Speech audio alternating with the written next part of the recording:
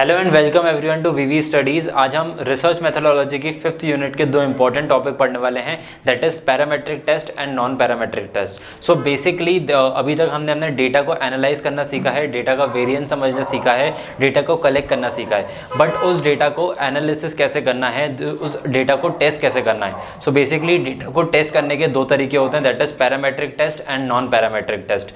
दोनों के अलग अलग फंडामेंटल्स हैं, दोनों के अलग अलग यूजेज है। अगर हम बेसिकली हम पॉपुलेशन के ऊपर या डेटा के ऊपर अज्यूम करेंगे कौन से डेटा के लिए हम कौन सा टाइप ऑफ टेस्ट यूज कर सकते हैं, then here are the basic differences. So firstly the data is on the basis of distribution and here the data is arbitrary. मतलब क्या होता है, जैसे कि हमने लास्ट सेमेस्टर में हमने प्रोबेबिलिटी डिस्ट्रीब्यूशन कर्व्स देखे थे, उसमें हमारा सबसे इंपॉर्टेंट जो कर्व होता है दैट इज नॉर्मल डिस्ट्रीब्यूशन, जिसमें कि बेल शेप्ड कर्व आता है। जैसे कि हमने लास्ट वीडियो में भी देखा था एनालिसिस ऑफ स्प्रेड, कि डेटा कितना स्प्रेड हो रहा है, डेटा में कितना ज़्यादा वेरिएंस है, डेटा में कितना ज़्यादा डिस्ट्रीब्यूशन है। सो अगर डेटा नॉर्मली डिस्ट्रीब्यूटेड है तो हम यूज़ करेंगे पैरामेट्रिक टेस्ट, बट अगर डेटा के ऊपर अगर प्रॉपरली नॉर्मली डिस्ट्रीब्यूटेड नहीं है, अगर उसके अंदर स्क्यूनेस ज़्यादा है, कर्टोसिस ज़्यादा है, या फिर डेटा के हम प्रॉपरली एनालिसिस नहीं कर पा रहे हैं, डेटा बहुत ज़्यादा आर्बिट्रेरी इन नेचर है, तो हम यूज़ करेंगे नॉन पैरामेट्रिक टेस्ट। तो सबसे पहले हमें डेटा को कंपाइल करना पड़ेगा, क्लासीफाई करने के बाद उस डेटा का वेरिएंस निकालना पड़ेगा, उस डेटा का स्प्रेड निकालना पड़ेगा, उसके बाद ही हम उस डेटा के ऊपर टेस्ट कर सकते हैं on the basis of its distribution.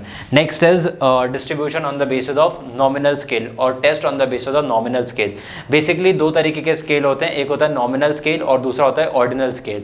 For example अगर मैं आपको किसी भी मान लीजिए एक रेस हुई है और उस रेस में रैंक्स दूंगा, generally first rank, second rank, third rank, so जहाँ पे मैं रैंक्स दूंगा उनको बोला जाता है ऑर्डिनल स्केल्स। तो ऑर्डिनल स्केल्स को मैं यूज नहीं कर सकता हूँ पैरामेट्रिक टेस्ट में, because parametric test only has nominal scales, it is only based on nominal scales. Nominal scales for example जैसे कि मैं अगर एज ग्रुप ले रहा हूँ तो मैं एज ग्रुप को प्रॉपर्ली डिफाइन कर सकता हूँ from 1 to 10, 10 to 20, 21 to 30, 31 to 40, so on I can divide the age groups. But can I divide the ordinal scales on this basis? Obviously not. Ordinal scale has some अलग differences, some differences in them. जैसे कि basically उसके अंदर rankings आती हैं या फिर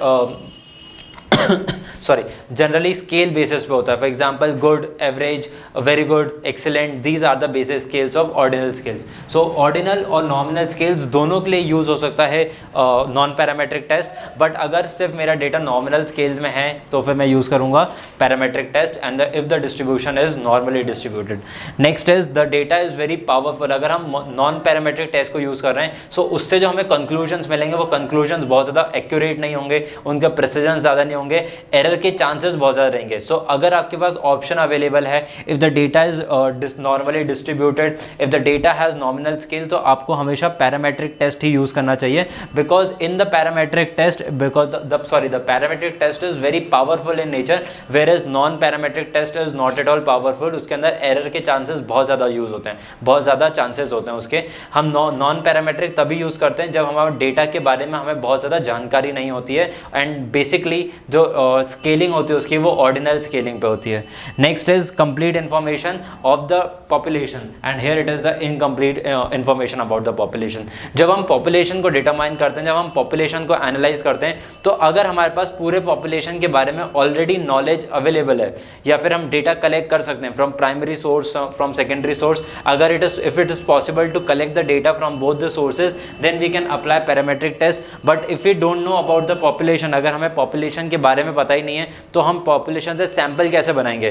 for example जैसे इंडिया में अगर हमें सेंसस सर्वे करना है, so we know that there are 138 crore population in India, but अगर हमें किसी देश का फॉर एग्जांपल अगर मैं आपको नॉर्थ कोरिया के ऊपर एनालिसिस करने के लिए बोलूँ, नॉर्थ कोरिया के डेटा के ऊपर टेस्ट लगाने के लिए बोलूँ, तो आप ऑब्वियसली नॉन पैरामेट्रिक टेस्ट लगाएंगे, because the data is incomplete in nature, you don't know much about the data in north Korea, वहाँ की क्या पॉपुलेशन है, वहाँ का क्या सैंपल है, आप क्या वहाँ के सैंपल को एग्जैक्ट कैलकुलेट कर सकते हो। If it is possible to collect the data, if it is possible to analyse the sample, then we will use the parametric test, otherwise we will use the non parametric test. Next is assumptions can be made and here assumptions are not possible।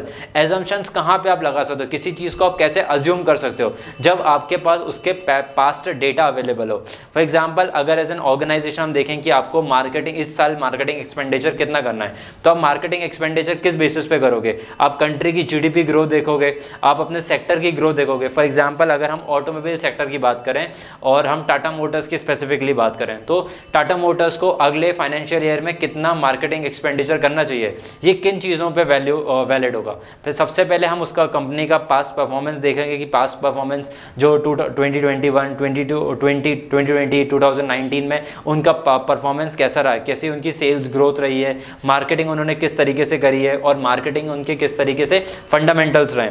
उसको analyse करने के बाद हम government policies देखेंगे, हम market conditions देखेंगे। For example जैसे अगर हम इस पर्टिकुलर ईयर में देखें तो इन्फ्लेशन राइज बहुत ज़्यादा है, और अगर इन्फ्लेशन बढ़ रहा है तो obviously GDP will be low, या इंडिया की for current financial year India की जो इकोनॉमी ग्रो होगी वो at a slower pace grow होगी, जो पहले एजम्पशंस किए गए थे उससे कम हो जाएगी। सो जो एजम्पशंस ले रहे हैं, जैसे कि कल गवर्नमेंट ऑफ इंडिया ने थोड़ा सा डिक्लाइन किया है अपने जीडीपी ग्रोथ रेट को, तो उन्होंने किस बेसिस पे अज्यूम किया है, on the basis of these fundamentals की पास्ट परफॉर्मेंस, फ्यूचर परफॉर्मेंसेस को देखते हुए, सेक्टर वाइज परफॉर्मेंस को देखते हुए उन्होंने अज्यूम किया इस डेटा को। So when the data is assumable, जब आप अजम्पशंस लगा सकते हो कि क्या इन्फ्लेशन रेट रहेगा, क्या जीडीपी ग्रोथ रहेगा, इस तरीके से अगर आप अज्यूम कर पा रहे हो, then you can use the parametric test. But if it is not possible to assume such data, then we will use the non parametric test. Next coming on to the null hypothesis, जैसे कि हमने objective को analyse किया था, जैसे हम research methodology को पढ़ते आ रहे हैं तो स्टेप बाय स्टेप हमने पढ़ा है। तो पहली स्टेप थी कि जब आपने ऑब्जेक्टिव को एनालाइज किया था कि आपकी रिसर्च का ऑब्जेक्टिव क्या था, ऑब्जेक्टिव को समझने के बाद आपने हाइपोथेसिस ले डाउन किया था, आपने नल हाइपोथेसिस रखा था, आपने ऑल्टरनेटिव हाइपोथेसिस रखा था, बट वो नल हाइपोथेसिस आपने अपने एजम्पशंस के बेसिस पे दिया था, because the data was assumable, the objective was assumable. So as a researchers point of view आपने एक फाइनल पैरामेट्रिक टेस्ट के लिए, अपने एक रिसर्च के लिए अपना एक नल हाइपोथेसिस रखा था जिसको आप प्रूव करने वाले हो। बट जब आपने एजम्पशंस ही पॉसिबल नहीं है, जब आपके डेटा के बारे में कंप्लीट नॉलेज नहीं है, so you can not assume और you can not forecast the data, and if you are unable to forecast the data then null hypothesis is free. Basically आपको, अगर आपको रिसर्च कर रहे हो तो ऑब्वियसली आपको नल हाइपोथेसिस, ऑल्टरनेटिव हाइपोथेसिस रखना पड़ेगा, बट नल हाइपोथेसिस यहाँ पे पैरामीटर्स पे डिपेंड नहीं करता है, बट यहाँ पे आपके क्योंकि पैरामीटर्स अवेलेबल हैं, यहाँ पे आपके एट्रीब्यूट्स अवेलेबल हैं, तो उन्हीं पैरामीटर्स के बेसिस पे आप नल हाइपोथेसिस को स्टेट करोगे। But in non parametric test the data is free, the null hypothesis is free, researchers on his own, researchers अपने एबिलिटी के अकॉर्डिंग कि उसको क्या सही लगता है उसके बेसिस पे वो नल हाइपोथेसिस रखेगा। लास्टली अगर हम दो तरीके से कैटेगराइज करें पैरामेट्रिक टेस्ट को, so it can be divided into two categories on the basis of the sample.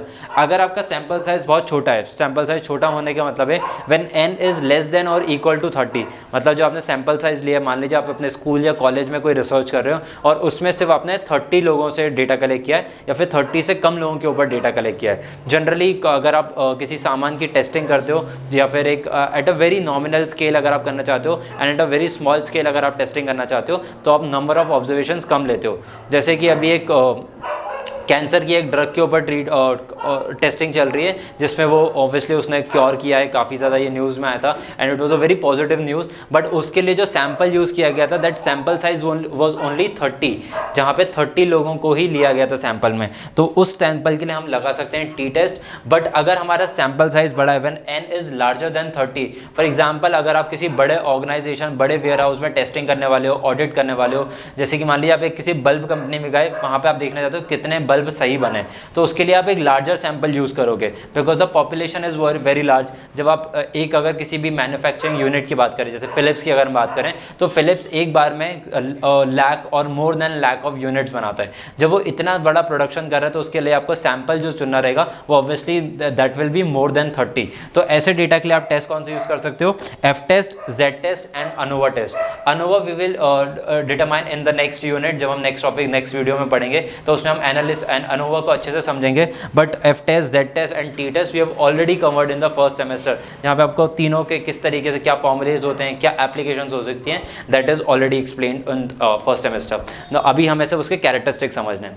Next coming on to the non parametric test. Non parametric test basically दो type के होते हैं जो हमें इस सिलेबस में पढ़ने हैं, that is Mann Whitney test and rank sum test. जैसे कि मैंने आपको स्टार्टिंग में बताया था कि यहाँ पे जो डेटा रहता है वो ऑर्डिनल स्केल पे रहता है। ऑर्डिनल स्केल पे मतलब कि हम रैंकिंग वाइज डिवाइड डिवाइड करते हैं। फॉर एग्जाम्पल जैसे हम क्लास में हम डिवीजन वाइज कैटेगराइज कर सकते हैं कि जिन बच्चों का फर्स्ट डिवीजन में परसेंटेज आए उनका अलग, सेकंड डिवीजन अलग, थर्ड डिवीजन अलग। जब हमने डिवीजन के बेसिस पे क्राइटेरियाज बना दिए तो उसको बोलते हैं ऑर्डिनली स्केल और या फिर ऑर्डिनल स्केल। ऑर्डिनल स्केल के लिए जो हम टेस्ट यूज कर सकते हैं that is Mann Whitney test and rank sum test, जहाँ पे हम रैंकिंग के बेसिस पे डेटा को एनालाइज करते हैं या डेटा को टेस्ट कर सकते हैं। So these were the two basic testing for any hypothesis, that is parametric test and non parametric test. I hope that the topic is clear to you.